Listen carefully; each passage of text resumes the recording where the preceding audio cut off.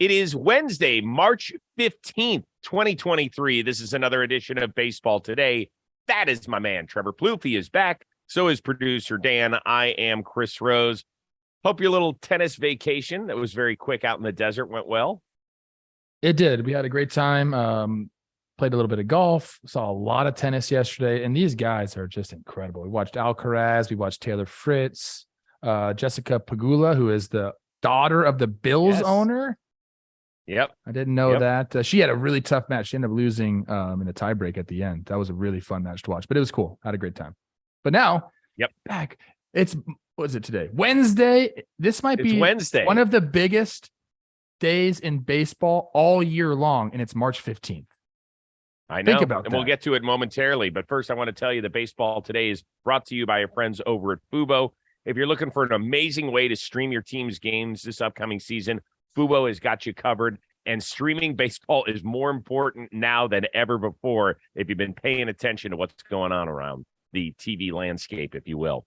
Fubo is a streaming service, more than 200 live channels of sports, movies, all sorts of shows and news. They have Fox, they have FS1, they have FS2, which has certainly come in handy during the World Baseball Classic. They have ESPN, which, of course, has a ton of baseball, including Sunday Night Baseball. Sports at the lowest price. You are never going to miss your team's games. So visit FuboTV.com/baseball today to see which channels are in your lineup and also save 15% off your first month. Okay, so go do that.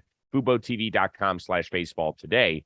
In addition, we will ask on tomorrow's show our Fubo TV question of the week. Get it in by later today so we can go over them. If we pick yours, you'll be a superstar and you'll get some Baseball Today swag. So we look forward to that coming to your way on Thursday's show. All right, Plouffe, let's get it going. Miami's going to be rocking tonight. Puerto Rico and the Dominican.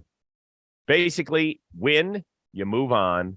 Lose, you are done in the tournament. Give me a winner, and who is the star? Now, I love Puerto Rico. I love the storyline. I love Yachty at the helm. I love every single player on that team. Played with a lot of these guys. They're awesome. I wish this wasn't coming down to an elimination game already in the tournament. Yes, you do. But I'm going with the Dominican. My guys out there. I mean, this is really a coin flip game for me. Both these teams are star-studded. I think I picked the Dominican to win it all. So I got to stick with them. And I think the star of the game is going to be Manny Machado. He's a big stage type player. Already has a homer in the tournament. I expect him to hit another one tonight. In my mind, Chris, that is what's going to happen. Big Manny Machado homer to turn the game over. It might even be for the lead late in the game. At first, I was going to say Edwin Diaz is going to come shut it down. Puerto Rico is going to move on. But then I decided against it. Manny Machado, too good. That lineup, too good. Maybe a Julio Rodriguez homer. It's tough to pick between these two teams. I'm curious to see how you went about deciding this, because for me, it was I have no idea. It's just going to be an awesome game. The atmosphere is going to be absolutely electric. But I'm going with Dominican. I'm going with Manny Machado as a star of the game. Hasn't he homered? I thought he homered in 3 straight games. No? Is that what happened? Has he homered in every game? I know he hit one last night, 440 or something. Yeah, he crushed it. He crushed it last night. This is a different type of ball game than last night, though. Yeah. I think it's a great choice. I was looking for reasons for Puerto Rico to win this thing. I just, they're not as talented across the board, although they're super talented. But I'm going to pick them. And my guy who's hitting leadoff for him is crushing it. It's very hard. I've been heartbroken over Francisco Lindor. I know we've gotten a really solid middle infield out of that trade with Rosario and Jimenez. But I love Frankie. He is one of my favorite all-time Cleveland players I ever rooted for. And the dude's hitting 455. He is the emotional spark plug of that team. You can say what you want about Javi Baez, and he's had a really good tournament too with hitting the ball and the defense and the swim moves on the bases. Francisco Lindor is the star of the team. Part of the reason the Mets paid him $340 million is because he's not afraid of the limelight, and he loves that. And he is Mr. Smile and the whole thing. Tonight is the night he will shine bright because he's a switch hitter. I don't care who they're putting out on that mound. Go get him, Frankie. This is one of those things you could just, throw a dart blindfolded and you're going to have a correct answer. I mean, this is star-studded baseball. Machado, back-to-back games, homers, 3 in his WBC career now. So we think about the offense. We think about the pitching. Both these teams have them in spades. Is there going to be a defensive play that changes things? Is Julio going to go get one in center field? Is Baez going to make an incredible play in the infield? Like, this game is going to have it all. I really hope it lives up to the billing. I don't want to see like a 7-1 game. I want to see this thing be close. I think it's going to be. There is going to be a couple big plays that decide the game. And we're picking Dominican. You're picking Puerto Rico. We don't know. Just watch the dang game. That's all we're saying. Hey, real quickly, who's it more important to get the win? Is it the Dominican because they were the favorites? Maybe. I mean, both teams are very proud, dude, and they're very similar. Right. They're very similar. I mean, this is both teams think they're going to win this game. The Puerto Rico isn't looking up at the big bad, Dominican Republic. Not at all. Like, they think they're the favorites. Right. So this is about as heavyweight of a matchup as you could get. Going to be good. One of the narratives throughout the World Baseball Classic, certainly when you look at the American team, is the fact that they don't have their top end starting pitchers. And so a lot of people have wondered, well, why is that? We know with Kershaw, he couldn't get insured. A few other guys have changed teams and don't want to leave. And then Max Scherzer, who's a guy who you would have thought was perfect for this, was asked the question a few days ago. For me personally, I looked at it and, I'm not ready to step into a quasi playoff game right now, physically. I feel like if I do that, I'm rolling the dice with my arm. It's hard enough to try to make 33 starts, try to throw 200 innings as it is already with a normal ramp up in spring. To say, would there be a format where if the WBC was during the season, I think you would get more pitcher participation and more importantly, I think it would be more exciting for the fans because you would actually have starters built up. You wouldn't have guys on pitch counts or, whatever it is, that you'd actually have real guys going at it, be a real game. So he makes some good points there. I certainly understand it. Would you be in favor of every few years baseball shutting down for a couple of weeks mid-season so they could have this tournament? I don't care. I just want the tournament, whether it's in spring training or whether it's in the middle of the season. I mean, I understand his point about the starters. They'll be ramped up. The arms will be locked and loaded by then. I get that. I kind of like it before the season for a couple of different reasons.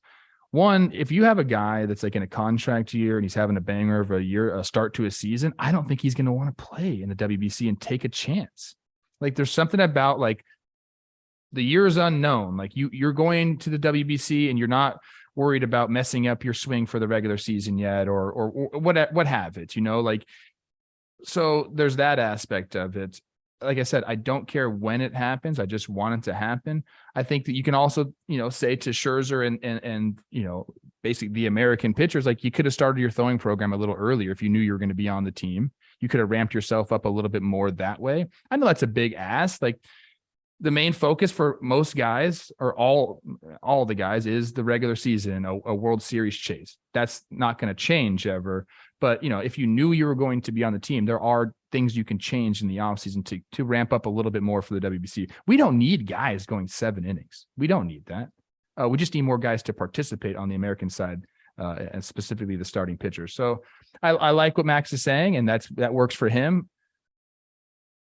It doesn't matter to me. Just play the dang tournament. And I think there should be, I don't know what we can do to incentivize guys to play, whether that's money Nothing. or what. Most of these guys have a lot of money. So that's not it. I think it should just be like pride for your country. But he makes good points. There's no doubt about it. I just, if you really wanted to pitch, you could have done something different in the offseason. There's really nothing they can do. Now, the only equivalent to me on a professional level is hockey. Yeah. And 5 times they have stopped the NHL season so that they can participate in the Winter Olympics. And I remember the first time it happened, I think it was 1998. And that was actually the year that Team USA partied a little bit too hard and did God knows what to some hotel rooms overseas.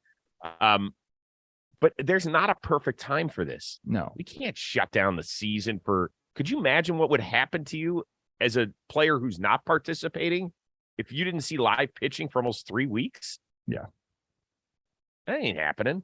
And on top of that, I will tell you this. I love seeing my Cleveland Guardians participate. Like, I think it's awesome that Andres Gimenez is a starting shortstop for Team Venezuela and Bo Naylor's catching for Team Canada. I hate it if I were to see one of my pitchers out there. really? Like, it feels, yes, totally. It would totally not feel great. A reliever, not as much, but a starting pitcher like Cal Quantrill got his balls kicked in for Team Canada the other day. And I'm like, did he get all the work he really needed so he can get ready to help defend the division crown? Like, it's just, I think that way. And I don't see this as, it's not going to happen. They're not going to stop midseason. They're definitely never going to do it after a season. So you can forget about that. This is the only time we can do it. We just have to deal with people missing it. That's all. If we did it in the middle of the season, we'd have to pare the teams down. It couldn't be a format of this many teams. It'd have to be in a week. But even that, Chris, that week layoff is too much in the middle of the season. Not only that, well, here's the only thing I could suggest: that you do the preliminary pool play in spring training, Mm-hmm. and then you come back and you have I don't hate that. the quarters, the semis, and the final all within 1 week. But here's part of, like, because I still want to see Japan host some pool play, and you can't do all the travel in 1 week time. So there you go. That's our true. thought process. And if we did it during the regular season, we'd have to have not only, Major League Baseball stop, but you're talking about the Japanese league, the Korean league. Like logistically, it doesn't make a lot of sense. Again, I'll just reiterate, like, if you want to play for Team USA and you're a pitcher and you're worried about being ramped up, start a little earlier. That's it. You're asking Max Scherzer, who's almost 40 years old, to start a little earlier. Well, Max Scherzer can do whatever he wants, and he is older and he's had a lot of miles on his arm. So I understand that one. But the Dominican and Puerto Rico and Venezuela, like those guys, they play all year long. Yeah, I guess so. I guess so. Different. There's no perfect solution to this. No. Ian Anderson shipped to the minors by the Atlanta Braves. Wasn't all that long ago he was a postseason hero as they were lifting the Commissioner's Trophy, but he has really struggled since. Do you think that he needs a change of scenery to get back on track? Ian Anderson. I don't think he has to have a change of scenery to get back on track. If you look at what's going on, he's walking more people, he's striking out less people, he's giving up more hits because he's getting behind the count. So, it could just be a word here, a bullpen session there to get this guy back on track. It hasn't happened yet. He certainly has the stuff to do it. Could be just a different coach, someone in his ear that's different. A change of scenery would obviously cure that. I don't think he's out for the Braves. I think that there's still a possibility that he ends up being the fifth starter at some point. Mm-hmm. So This isn't the end for him in Atlanta, but there are some things he needs to change. And number one is you got to stop walking, dude. You can't walk guys at the major league level and expect to be successful. You just can't. So, he had a little taste of the minor leagues last year. He's going to get probably another little bit of taste of it this year. That creates, as a player, some sense of urgency. And a lot of times when you make it to the big leagues, you're like, I'm just going to keep doing what I've been doing because it got me to the big leagues. Why would I change it? And then you have some struggles like this. You get sent to the minor leagues and it creates, like I said, that sense of urgency to change some things, make some adjustments. I think he'll be okay. I don't think this is the end of Ian Anderson in the big leagues or with the Braves. But definitely needs to be tinkered with a little bit. Some changes need to be made, and I'm rooting for him, man. Of course. Let's put some numbers on this a little bit. 8 postseason starts between the 2020 and 2021 season, a 4-0 record with a 1.26 ERA. He was one of their shining lights. In the last 2 years combined, he's thrown about 240 innings and walked 107 batters. That's disastrous. Yes. This spring, it hasn't gotten any better. He's walked 8 guys in 7 1/3. You can't be at the big league level if you're doing that, bro. You just can't. You said it. I do think a change of scenery will help. And I think that he's the first guy that the Braves will offer up if they need to pick up a piece mid-season that will help them. hold off the Mets and the Phillies in that division, because that is an ultra competitive division. We can't afford to have a guy out there in the 5th spot that's walking the world. And so I just think that I think he'll still pitch for the Braves this year. In fact, it wouldn't shock me if he breaks camp with them. They've got some injury issues they're dealing with at the back end of their rotation. He still very much, as you said, could be in play, but I think he's not long-term for Atlanta. And I don't think that's a terrible thing, by the way, right? I mean, Tyler Glasnow has told us countless times, I'm wearing a Pirates hat right now. He started in the Pirates organization. He admitted he was all over the place. He gets down to Tampa, he's a different player. That's what I'm saying, man. Like, if for a hitter, this is what I can talk about. You know, I don't know for pitchers what it sounds like, but when a coach gets you in there and he can just say one word to you and something will click. You can have one cage sesh and something will click. That could happen with Ian. You know, we talked about his struggles. I mean, he always has walked people at like not a great clip, but he used to strike more people out. So you can get away with it that way. Now, when you're walking more guys and your strikeout rate's going down, that's a big problem. He's turning 25 on May 2nd. He's got 4 more years of control. This guy is still a desirable pitcher. So I think people will be after him. And if the Braves, decide to shop him, okay. All right, speaking of young players, Hunter Green was fantastic last night. 7 strikeouts, I think, in 5 innings against Kansas City. By the way, old man Zach Greinke on the other side was throwing some eephus pitches because PitchCom couldn't work. He also had 7 strikeouts. But Hunter Green's one of those guys who certainly flashed last year at times, and then there were times where you're like, oh, my God. But is he going to be one of those dudes that takes another step? So give me one player that's been at least okay so far early in his career that you think is really going to ramp it up and go, yeah, I made Plouffe look smart this year. Can I play a little bit of homer ball right now? Is that okay with you? Because I'm going to go with the Minnesota Twins. How many names would you like to throw out? Because usually you play that game. I'd like to throw out 8 names and hope that one of them sticks on the dartboard. Sorry, I like to compliment people. Okay, look, I'm going to give one person now, even though 4 dudes from the Twins went there. I'm going with Joe Ryan. Okay. I sat with this dude. I talked with him. He's had some success at the big league level. So like he's just trying to get better. And you know what he did to get better, Chris? He went to Driveline in the offseason, which you gotta love. I haven't heard of that. Elite 4-seamer already. He added 2 pitches. He's following the trend of the sweeping slider. He added the sweeping slider and also like a split changeup. He actually talked to me about that pitch when I was with him in Minnesota for Twins Fest. I just like his attitude. There's not a lot of pressure on him in Minnesota because I think he's going to end up being like their 4th starter to start the year. You have Sonny, you have Pablo, Molly, and him. So like, there's not a lot of pressure. He's putting the work in. He understands. Like what I like about Joe Ryan and talking to him is he understands that like you get to the big leagues, like we talked about Ian, you got to like keep getting better and make adjustments because just as pitchers have books on hitters, hitters have books on pitchers, and you have to be able to kind of adjust yourself over the years. And Joe Ryan did that this offseason. So he's been good already. I think he's going to take a big step forward this year for the Twins. All right. So who do you think I'm going to go with? Well, you have the Pirates hat on, so it's either O'Neill or Ke'Bryan. I think I'm going to go with O'Neill. Other dude. Ke'Bryan. Okay. Yeah, I'm going to go with Ke'Bryan Hayes.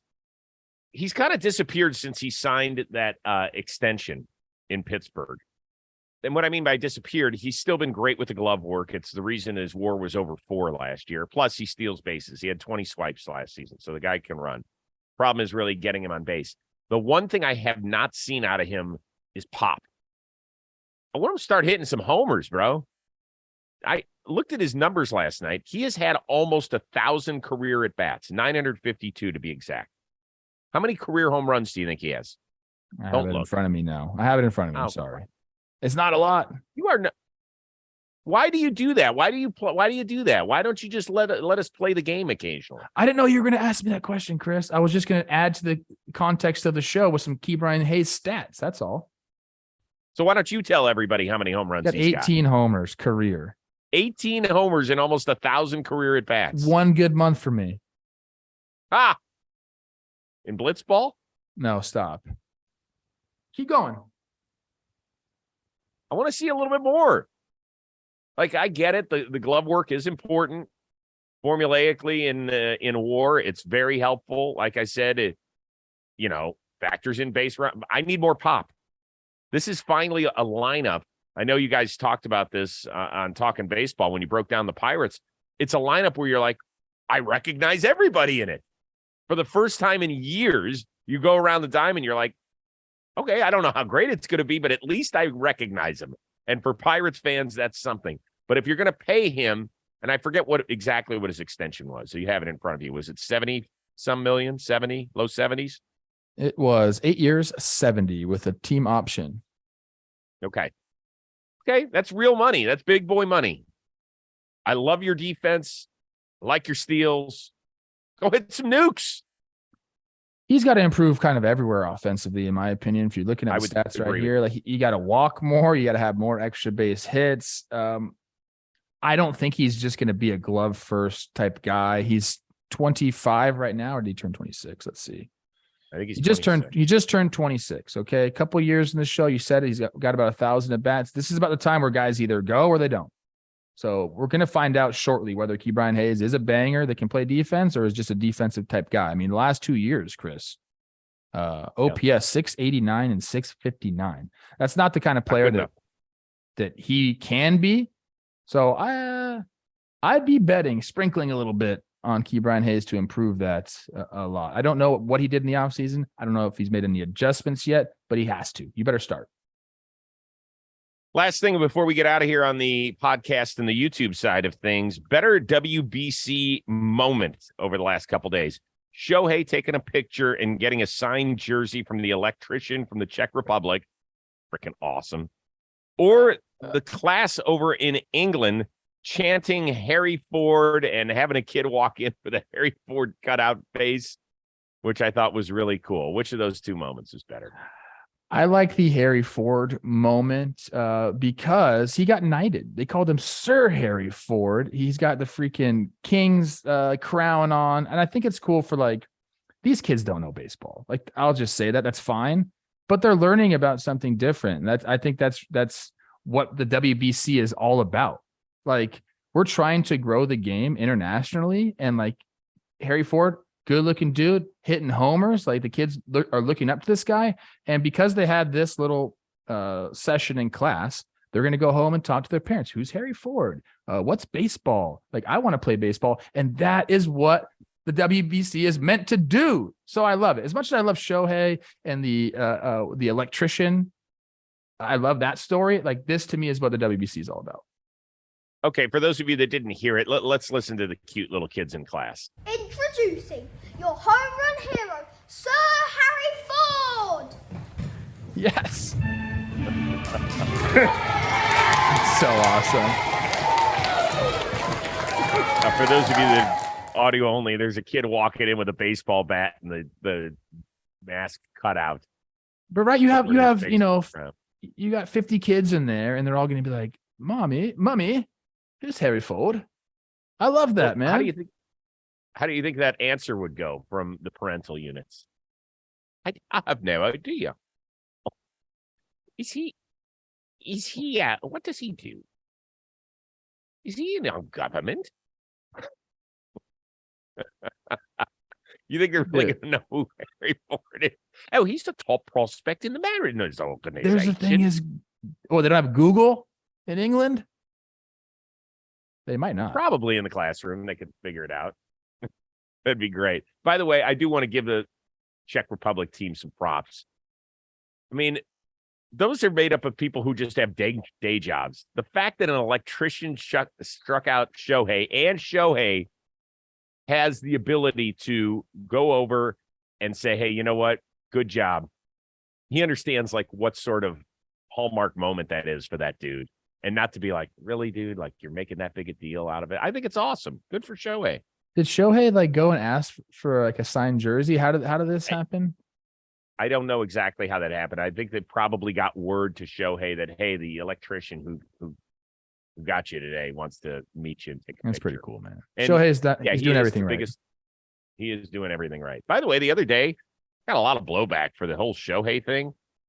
once again, if you just go listen to the clip, I just have to say this before we get out of here. If you go back and listen to the clip of what I said I did not believe it. And I told the guys who told me that they felt like he was dodging them, I said, I don't believe that that's happening.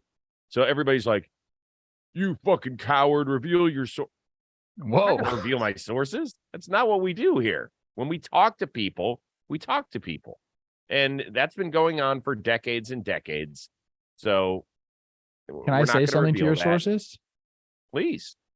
I don't think it's true. I think it's a little soft. I don't either. A little jealousy there or something. I think that's a big deal. I think that's a big deal. And so I told that's like one of the worst things you can say about a ball player. Well, I also don't think they said that he was dodging them. I think they said that the Angels didn't want him to face them. And people say, well, what about Houston? Well, it plays Houston 19 times. There's no way he could. And he's pitched great against Houston at times. So let's just move on from that. I just wanted to get that out. Not that I'm bothered by it, but I just wanted to clarify in case people didn't hear it the first time. All right, we're back at this again on Thursday. We're going to go early, it sounds like. 10 a.m. Eastern, 7 a.m. Pacific time if you want to join us on the AMP app. Don't forget to get your Fubo TV question of the day in by tonight, which is Wednesday, so that we can use it, so we can give you some Baseball Today swag and give you some love on the show. For producer Dan, for Trevor Plouffe, for me, Chris Rose, thanks for tuning in to Baseball Today.